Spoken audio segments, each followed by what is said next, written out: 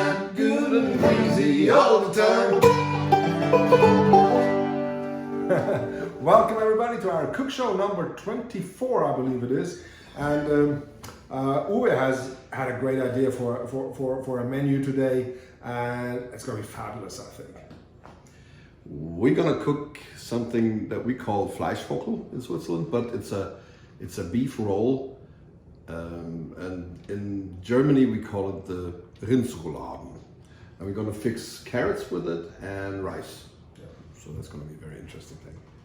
I'm going to start with the starchy ingredients because they're good for the brain, supposedly. So, so grain brain. So we have some rice, and we need an onion, some bay leaves, carrots, oil, some parsley. Yes, our usual salt, pepper, and caraway seeds. Mm-hmm.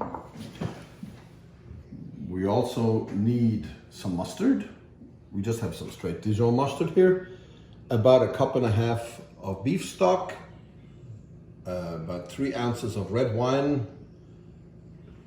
8 of these quarters of pickles. I use the kosher, you know, they're really nice. Then I need some bacon, and I have 8 slices of roast beef. That's the rare roast beef, and I cut it a little bit thicker than normal. See that?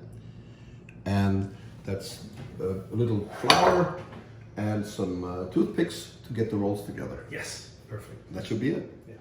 So I take a slice of roast beef. That's how I start my roll, and I put a little bit of mustard on it, and I use my spoon to use that Dijon mustard.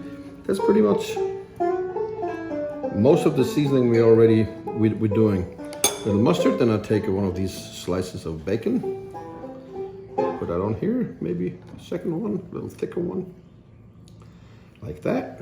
I take a spear of, and I just roll them up, just like that. Take a toothpick, and fix this with a toothpick, so it doesn't fall apart. And I put this in the pan.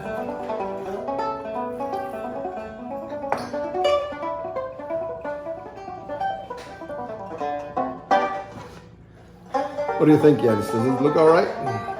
It looks great. I always forget the mustard.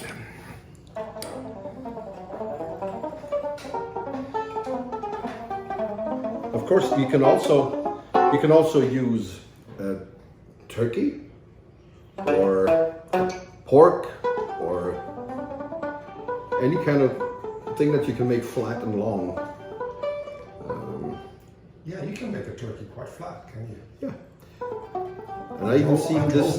I have even seen, you know, and you don't have to put the bacon in there. It just makes for a when you use beef, it just makes the bacon makes for a little bit more a juicier experience. This is very close to the way my grandmother would have made this.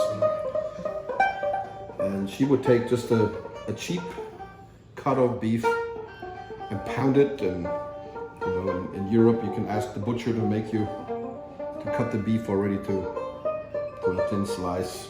See, here we go again. Not enough carbs. What was that? Was that a turkey? It just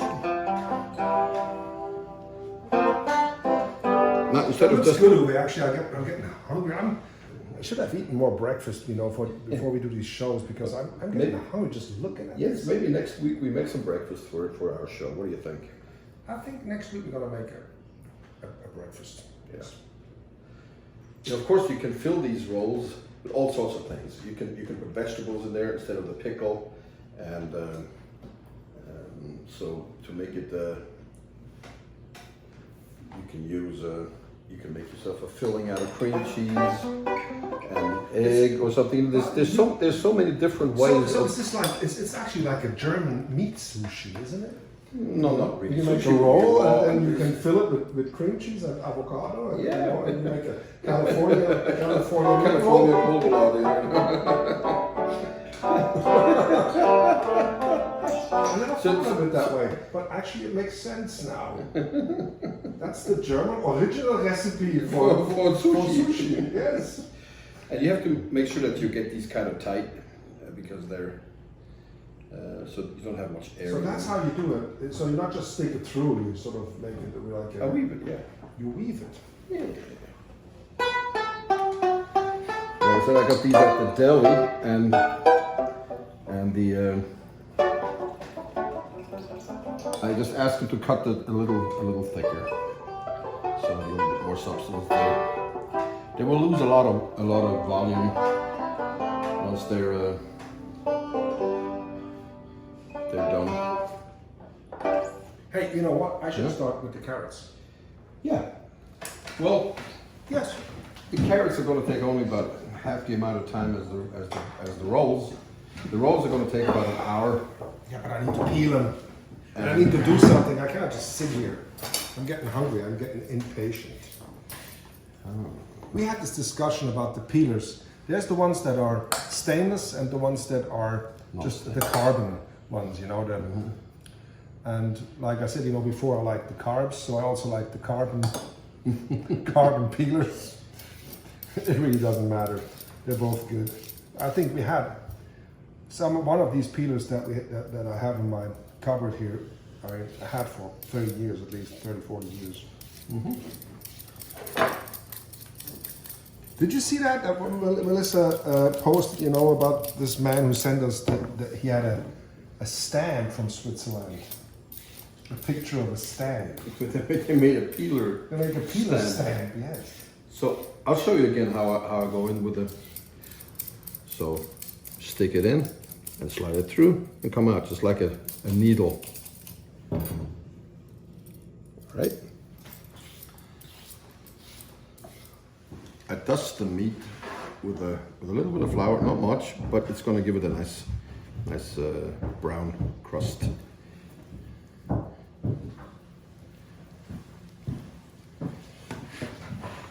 And what we used to have in Switzerland is like 2 per person. Of course, you can make more. They taste great when they're cold. So, and you can also do them in the oven, in a turkey pan or lasagna pan. So it is a great food. You can do this for a lot of people, and it really is a favorite in German, Austrian, and Swiss restaurants. I cut up the carrots in quarter wedges. Just cut them. Like that. You like carrots. Well, you get some.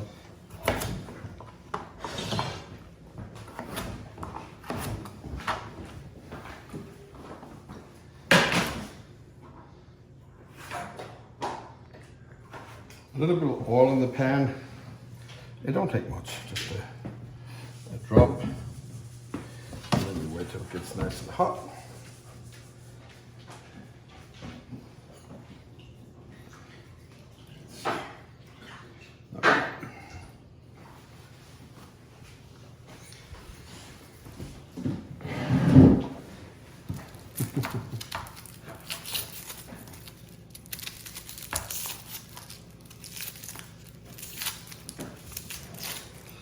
People sending me pictures of menus they cook, and Uwe, sometimes I think they make it better than we do. You know, I mean, it looked fantastic. I just got a picture of gravlax that looked spectacular, actually. You know? Great. Yes. That's wonderful. Yes, it is. It's encouraging. So we need an onion. Uwe wanted me to just to quarter it. Okay. So I took 4 hamsters and I tied the onion to it and let them pull it apart in small pieces. You know? Here we go. Gotta put these in the pan to brown them on all sides.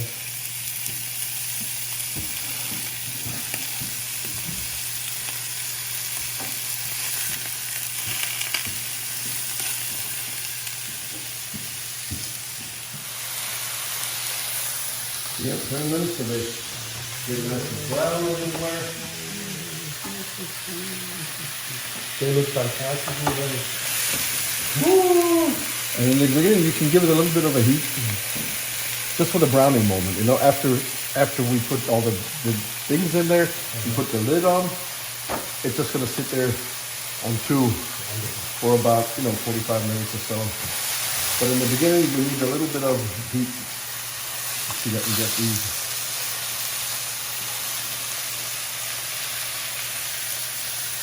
Fleischvogel actually translated into English would be called meat bird.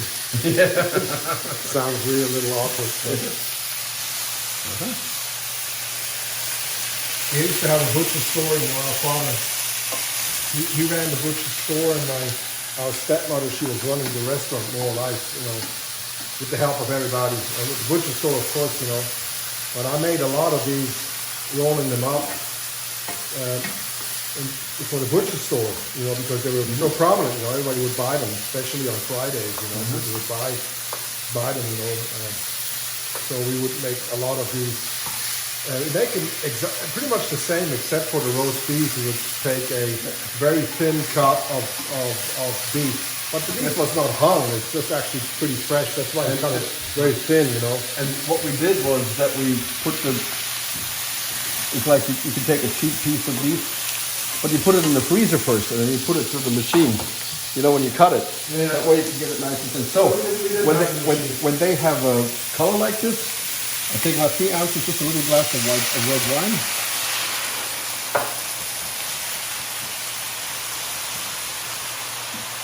Cook off all the alcohol.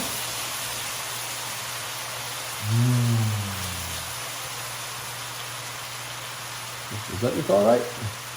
And then I add about a cup cup and a half. Is it, cup and a half of not too much, but of the beef stock, and then I'm going to throw the onions in there, just like that, So because we can take them out afterwards. Some people eat them; they get really nice. And now I'm going to add a little bit of caraway seeds.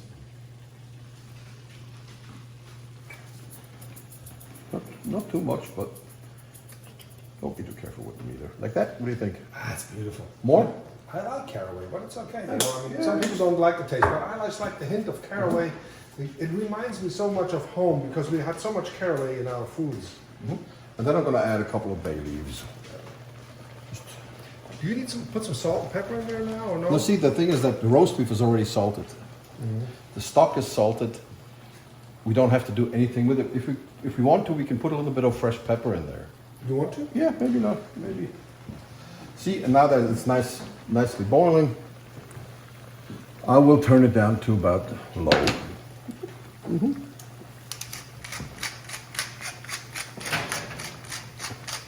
Oh, it already smells like it should. All right. Yeah. Now this is set it and forget it, basically. Put it on low, Yeah. right? This is about the lowest it can go, right? Yes, I think it's about the lowest, and it's still hot. It's Yeah. low. It's really moving. It's fine. Perfect. Good. So much for the beef roll. So how long did you say it has to cook? 45 minutes to an hour. You said depending. 3 hours before. No, not 3 hours. That's when you take an old elephant or something. Yeah. If you roll up an old shoe sole. Yeah, like in that Charlie Chaplin movie. Hey, we have time to play some. Yeah. In the late 80s, I had the possibility to move out on in the gardener's house of a castle, of Schloss Hünenberg, which is just a little castle. It's a very, very old place. And I was in the gardener's house right by the wall, and we would come by at night and we would play. And there was an old park, like a garden. And in this garden, it was completely overgrown. There were big old trees, and the gardener who used to live there, he got seeds from all over the world, to the family that lived in the castle. So there were actually redwood trees from America, and there were all kinds of exotic trees that, wonder why they grew where we lived, some of them. But that was a mystic jungle out there, and Because it was totally overgrown, not looked after. no, and Nobody looked it after was this. fabulous. And so it really was this enchanted fort. It had a couple of statues in there and Little stone and the benches. stone benches that were scattered. So you could sit there in the middle, and the birds loved it, and all the butterflies, and it was just a magical place. And I would sit there out at night, you know, Uwe would come and sit out there in the night in the moonlight, and then it seemed, you know, so I wrote a lot of music there, and this is one of the little ditties that I started the bridge off with. What do you call this thing? It was called The Builder. The Builder.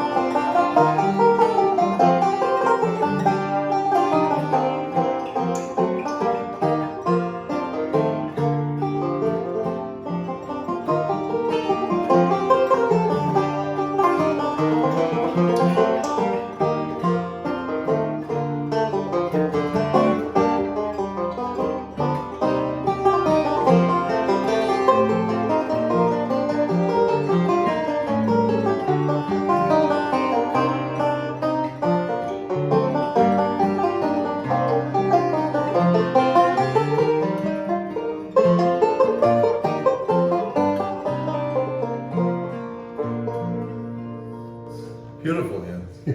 I just realized I got a little orangey fingers from peeling the carrots. What's the matter with me? Yes. Yeah. You think I have to look at the Yes, the let's look meat at it. quick- Yes. Have a quick look, Absolutely. and then we'll see how we do it for time.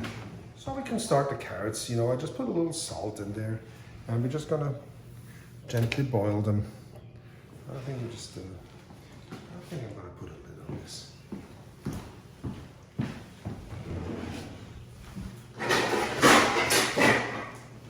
Oh, they're down here. Somewhere else.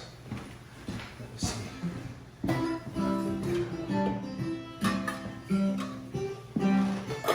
I think this is our first cooking show where it's not where it's raining actually outside. It's a light rain, and you said it was cold, right? It's very cold. From all the 24 cooking shows, this is the dreariest thing we have. Yeah, Montreal is not dreary a lot of times. Today is really what we call Merlefest weather. Yes. That's basically Merlefest Thursday or Friday weather.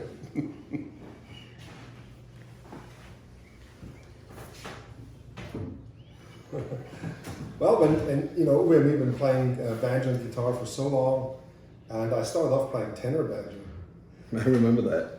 And I started off playing fingerpicking guitar. And then one day we saw a clawhammer banjo player up in Daryl Adams, remember? Yeah, Darren Adams. He was from Portland, Oregon, Yeah. and then he lived in Virginia, and he traveled Europe, and I think he also passed away in Europe. You know, living there. I think he lived in Belgium or Holland. something Yes. like that. Well, the thing is that, you know, Jens saw this guy play with finger picks and I saw a flat picker there at that festival. And so we did at the festival, Jens gave me his pick and I gave him my finger picks. And I think we never switched back really, right?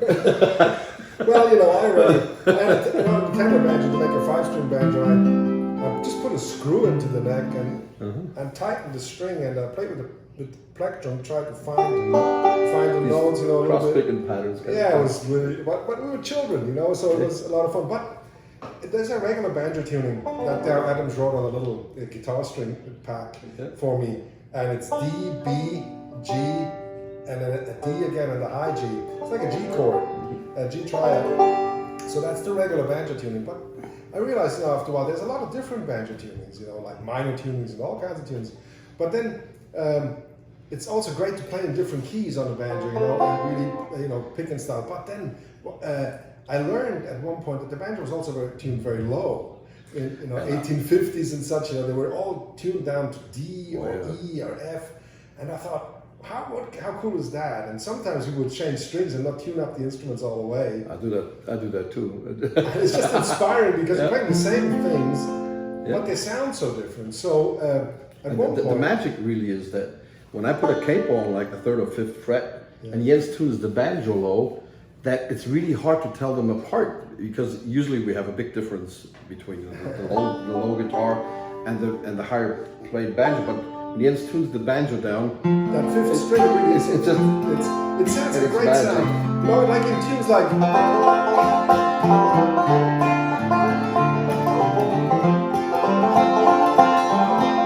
You know, here I just play F out of F. You know, I don't tune it, but if I tune it down.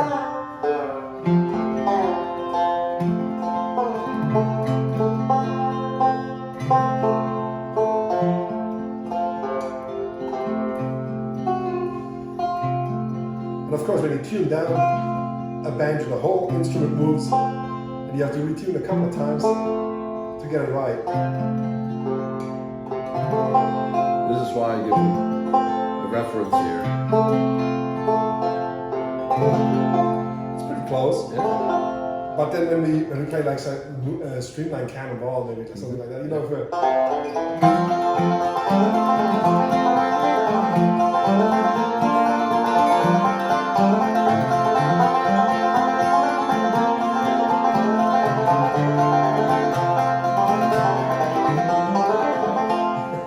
and it sounds really nice. And it's also a good key for me to sing in, F. Actually, that's why we do it most of the time. F and B flat. You know, I can sing in F and B flat. Yeah, because I don't have that high lonesome voice. I have this more this low content kind of voice. Yes, like a.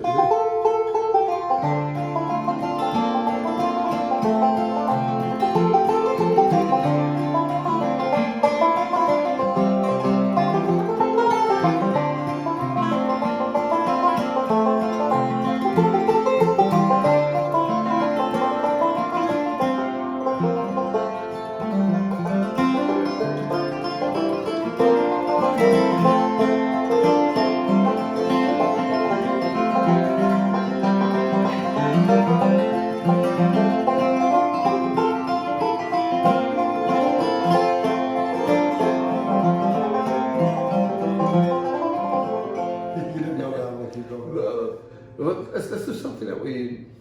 You remember this grandfather's clock? You play like that, right? Yes, right. I do. That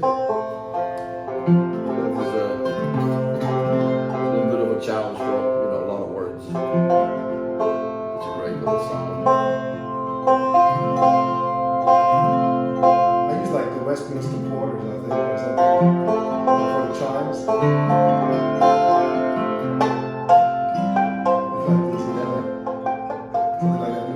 Well, we have done it in a while.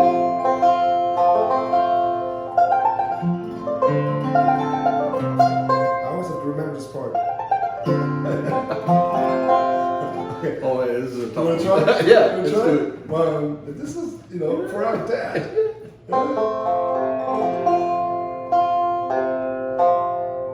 I think about our dad a lot, actually. It's too bad that he is not, you know, Never made it over here like this. he would have loved it here. Oh, you couldn't get him out of the house? He would have loved the smell of the cow leg and a little bit of wine. One, two,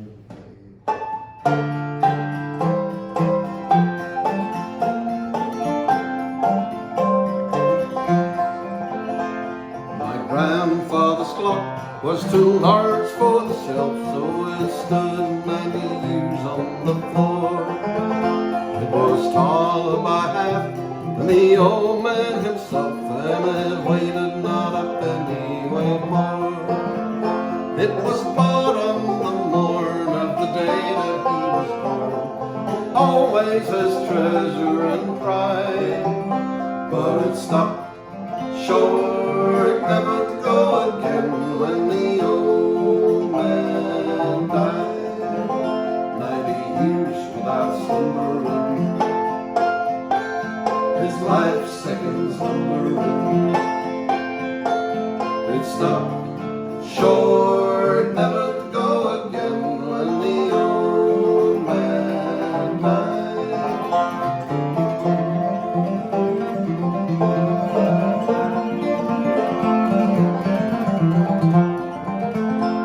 By watching his pendulum swing to and fro, many hours had he spent while a boy.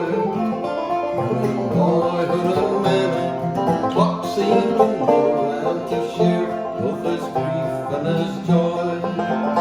And it struck 24 when he answered at the door with a beautiful blooming bride.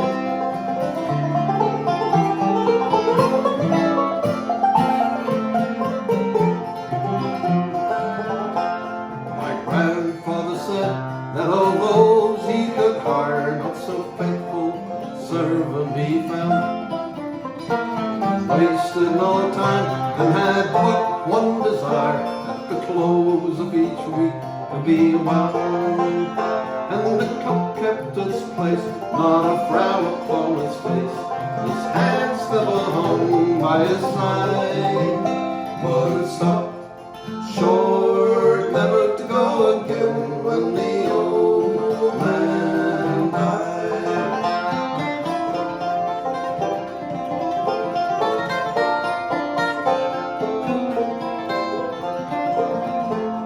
It rang an alarm in the dead of the night, an alarm that for years had been done. And we knew that his spirit, his plume and its flight, his hour of departure had come.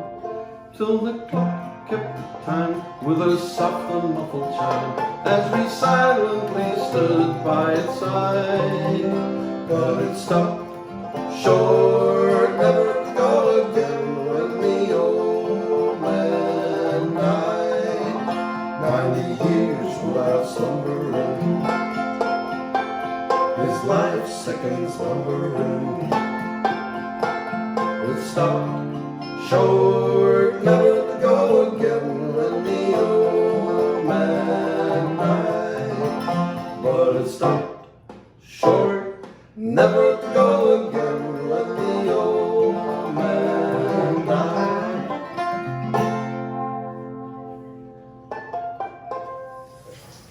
This smells like Sunday, Jens just said, and it's true. The caraway really puts us back there. The amount of spices that we used when we were children were very limited. They were, what was it? Caraway was normal, nutmeg, maybe dill, parsley. We had marjoram, pepper, paprika. Anything else come to mind, Jens? Well, yeah, we had some, of course, the regular oregano, like you said, the thyme, parsley. But none of the American stuff, right? We didn't have chili till much later, No, and we didn't. And of course, no cilantro. No, none of that. We didn't use lime. There was maybe lemon sometimes in some recipes. There was no lime. No, I had my first lime in America. Yeah. In 2000, in 97 or something. Never had a lime before. The garlic was really rare that we used that at home. Yeah, a little bit. It's very little. Very little. It wasn't. How does it look, Melissa? Does it look all right? It looks delicious and smells delicious. I can't wait. We're all getting hungry. Jens is having to wash dishes. But it does. You could actually describe the kitchen that we grew up with similar to people that grew up with as the children of the parents of the Great Depression. You know, so but with our parents it was just a little later. You know, for them, the Great Depression came after the war, really. So they really learned how to cook with, you know, for a lot of people for very little money actually. So if you look at these rolls that we make today, you know, I mean, if you got one, you were lucky. You know, I mean, that's just how it was, and it was just not as much food, you know, around. And it seemed like people ate a lot less when we were children, you know. And even we were in the Czech Republic playing a few concerts, and it was right after the wall opened. And we were in a restaurant, and they had a lunch menu, and we were all hungry, and so we sat there, you know, with Joel and we ordered food, and there was knödel, and it was sour, you know, it was like a sour roast. And we were looking forward, you know, to a big meal, but there was a little plate, and there was just a little bit of knödel and a little bit of meat and a little bit of sauce, and that was it. And I saw all these workers, you know, construction workers, and they were all sitting at the table, and, you know, that's all they ate. You know, I mean, there was just very little. I mean, and that was, and it was when we were children, but so when our grandpa sometimes called, you know, when we would talk to our grandpa when we were children, first question was always, do you have enough to eat? And, you know, which we thought was silly in the 70s, you know, because we didn't. But then later we realized, you know, what these people went through, and of course, you know, there's always been food in abundance in our life. But yes. Talking about food, don't you want to wash the rice and put it up? Oh yes, a good idea. I get into rambling. I know.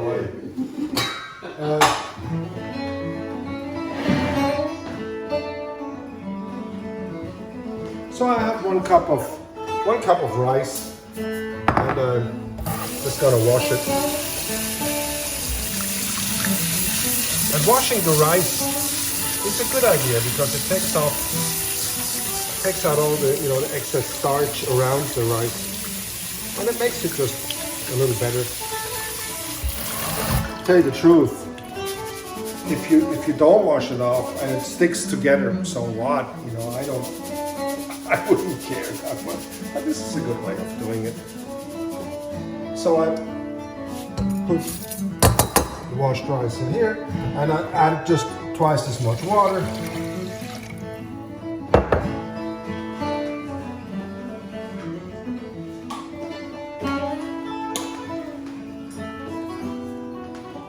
I'll throw some salt in here. Yes. Okay. And now all I need to do is bring it to a boil.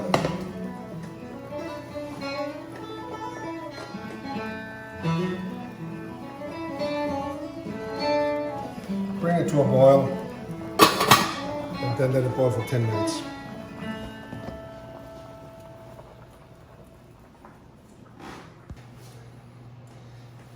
Shall I try it? Hot. Getting there, don't it? So that was the beef stock that we used, the same beef stock that we used for the Basler Mehlsuppe. Exactly. We had but you can just use water, and you can use a vegetable stock or chicken stock, whatever you feel like. This tastes really good. Oh, it's sensational. All right. This is You know what? I think the smell in the kitchen is probably my favorite of all the cook shows we've ever done. You think so? Yes. Because of the caraway? Well, yes, just that whole atmosphere. It's just right. Don't burn. Checking for firmness. Let's see. Yeah, I think they're getting good now. You think so? Yeah. Just yes. They look good. Wonderful. They look like the real thing. Yeah, they are. Okay. Soon enough, we're gonna make the sauce. The rice is almost. I shouldn't have opened the lid for the rice. It's like there's a. Don't look at it because it gets better if you don't look at it. It wants to be left alone.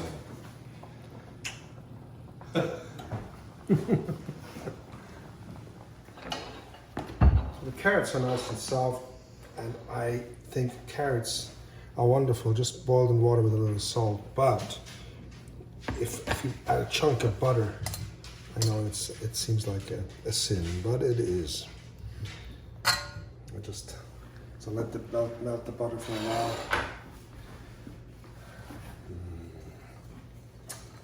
Carrots butter.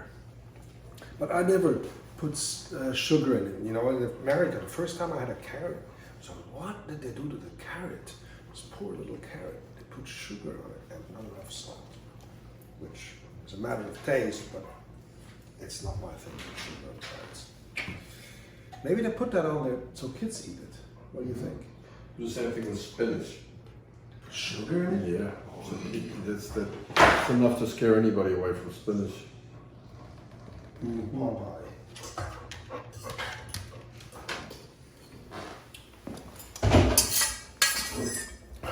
It's just the best. Oh God. So I'm gonna put the rolls on a plate.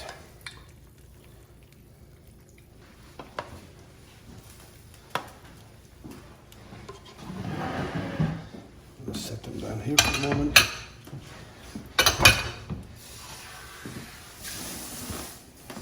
And strain the sauce off.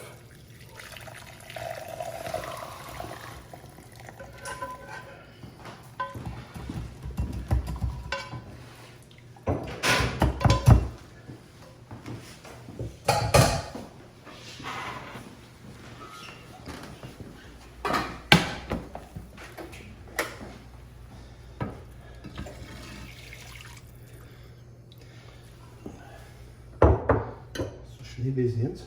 Ja, aber ich würd eher, warum machst du es nicht hier im Wasser? Dann können wir es reingießen, oder? Ist das doch mit Wasser? Schneebesen macht man Teflon kaputt. Aber schnell. Kaffeelöffelchen, oder? Oh ja, wunderbar. Mehr brauchst du nicht.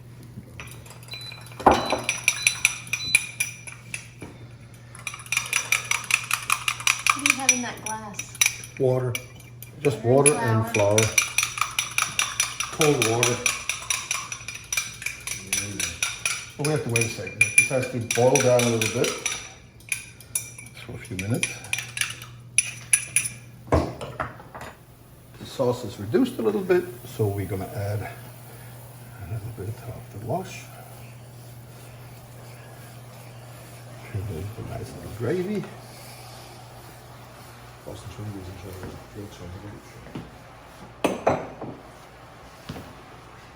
Nice.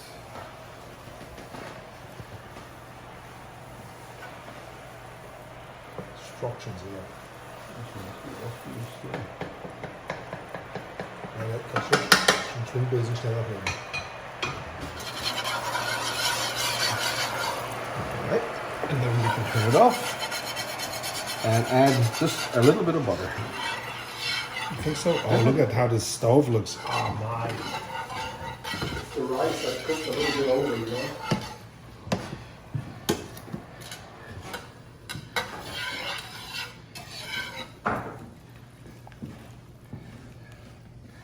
Yeah. This looks like grandmother's sauce. It really doesn't there. And then when we're done with it, we can put these back in here. One shot. Rice water.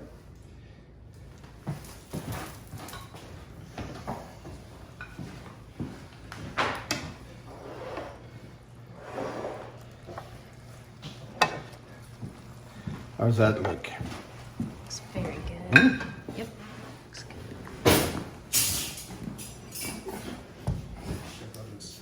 Will that look something? Yes. I'm going to prepare you a plate. What do you think, Melissa? Smells good.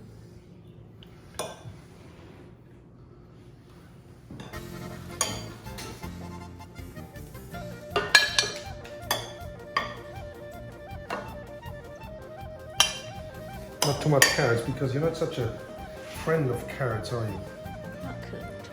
Not cooked, but we're going to try it. Yes. Water? Yep.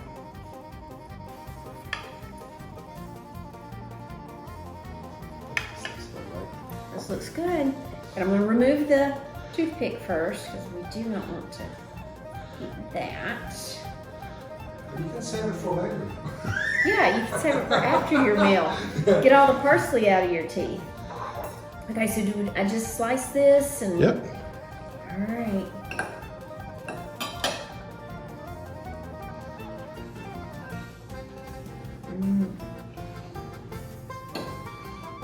It's tasty. And try it with a pickle here. Surprise, right? That is. It's really interesting. And of course, with rice. I'm gonna try the carrots. You know, I'm not a big fan of cooked carrots. I'm gonna try them this way because, like you said, I always have them with sugar on them. Those are good. They're not slimy. That's good. So, now what's the name of this dish again, guys? Rindsrouladen. German meat sushi. German sushi. German sushi. How do we say it? Gute miteinander. That was great. Great. Now this was the cook show number 24, and I'm hungry now. This smells so good. I need to eat pretty soon. You've done well, Uwe. This is a nice little recipe. You can alter it endlessly, and this is an Americanized version with roast beef instead of taking a cut of beef that you just pound out to make it really thin. In Italy, they're called involtinis, and they have more all over the place. So experiment with this. It's a wonderfully rewarding meal. Yeah, but the cucumber really does it, right? Well, the pickle is really German. Not cucumber, I'm talking about the pickle. Yeah. Well, that was great. I really enjoyed it. We'll see you again next week where we might do a little breakfast food. Yeah, we'll see. You all take care. Bye-bye. All right, thank you. Thank you for watching. Thank you.